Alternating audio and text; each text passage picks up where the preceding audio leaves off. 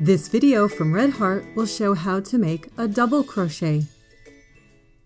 To begin, make a slip knot and chain 13. Yarn over, skip 3 chains, and insert the hook into the top loop of the 4th chain. Yarn over, pull the yarn through, yarn over, pull the yarn through the first 2 loops,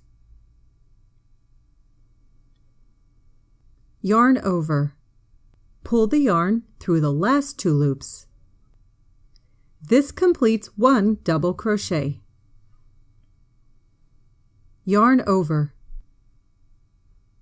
insert the hook into the next chain, yarn over, pull the yarn through, yarn over, pull the yarn through the first 2 loops, yarn over, pull the yarn through the last 2 loops. This completes the 2nd double crochet.